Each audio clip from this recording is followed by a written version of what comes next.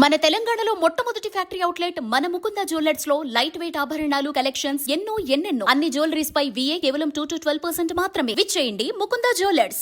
America, Iran దేశాల మధ్య ఉద్రిక్తతలు మరోసారి తారాస్థాయికి చేరుకున్నాయి. ప్రపంచం మొత్తం ఉత్కంఠగా ఎదురుచూస్తున్న శాంతి చర్చల ప్రక్రియ మధ్యలోనే ఆగిపోయే ప్రమాదం కనిపిస్తోంది.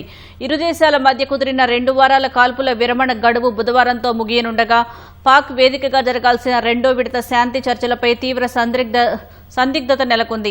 హర్మూజ్ జలసంధి సమీపంలో ఇరాన్ నౌకను అమెరికా సీజ్ చేయడమే ఈ తాజా ఉద్రిక్తతలకు కారణం. ఇరాన్తో ఒప్పందం కుదరకపోతే బాంబుల వర్షం కురిపిస్తుందని ట్రంప్ తీవ్రంగా హెచ్చరించారు. ట్రంప్ బెదిరింపులకు ఇరాన్ ధీటుగా కౌంటర్ ఇచ్చింది. యుద్ధ భూమిలో తమ కొత్త అస్త్రాలను ప్రదర్శిస్తామని వార్నింగ్ ఇచ్చింది.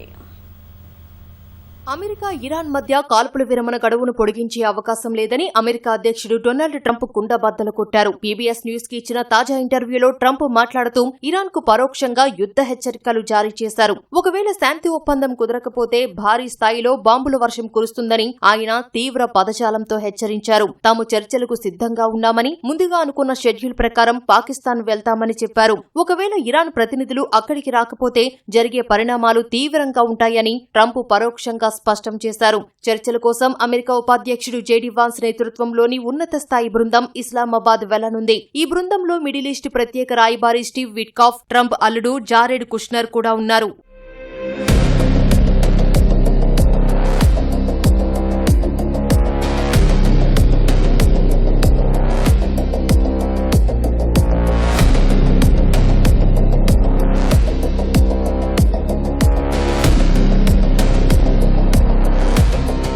ట్రంప్ చేసిన సంచలన వ్యాఖ్యలపై ఇరాన్ కూడా అదే స్థాయిలో విరుచుకుపడింది. అమెరికా బెదిరింపులకు భయపడే ప్రసక్తే లేదని తేల్చి చెప్పింది. ఇరాన్ పార్లమెంట్ స్పీకర్ అమెరికాతో జరుగుతున్న చర్చల్లో ఇరాన్ ప్రధాన ప్రతినిధి మొహమ్మద్ బాఘర్ గలీబాఫ్ ఎక్స్ వేదికగా గట్టి కౌంటర్ ఇచ్చారు. బెదిరింపుల నీడలో జరిగే చర్చలను తాము ఎంతమాత్రం అంగీకరించబోమన్నారు. ఒప్పందాన్ని లొంగుబాటుగా మార్చాలని ట్రంప్ చూస్తున్నారని ఆరోపించారు. గడిచిన 2 వారాలుగా యుద్ధ భూమిలో తమ కొత్త అస్త్రాలను ప్రదర్శించడానికి సిద్ధమైనట్లు ప్రకటించారు. ఇజ్రాయెల్ అమెరికాపై ప్రయోగించడానికి తమ వద్ద సరికొత్త వ్యూహాలు ఉన్నాయని ఆయన హెచ్చరించారు. ట్రంప్ కావాలనే ఆంక్షలు విధిస్తూ కాల్పుల విరమణను ఉల్లంఘిస్తున్నారని ఇరాన్ మండిపడుతోంది.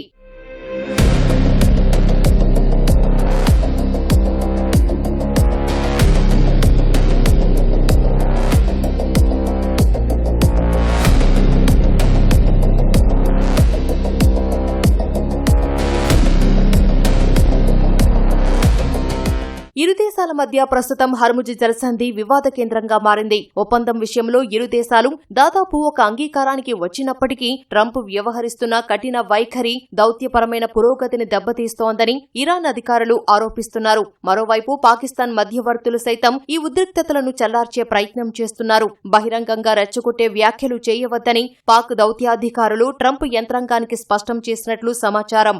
ఇస్లామాబాద్లో జరిగే ఈ చర్చలు అమెరికా, ఇరాన్ ఇద్దరికీ లాభదాయకం అనే సానుకూల వాతావరణాన్ని సృష్టించాలని పాక్ అధికారులు అమెరికాకు సూచించారు.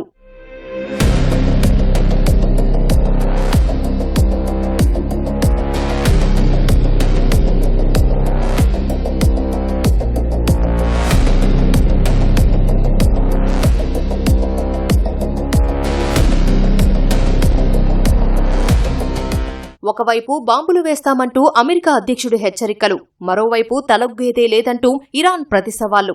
అసలు కాల్పుల విరమణ బుధవారంతో ముగిశాక ఏం జరగబోతోంది? పాకిస్తాన్ వేదికగా జరగాల్సిన శాంతి చర్చలు మనుగడ సాగిస్తాయా, లేక మధ్యప్రాచ్యంలో మరోసారి యుద్ధ మేఘాలు కమ్ముకుంటాయా అనేది రాబోయే కొద్ది గంటల్లోనే తేలనుంది.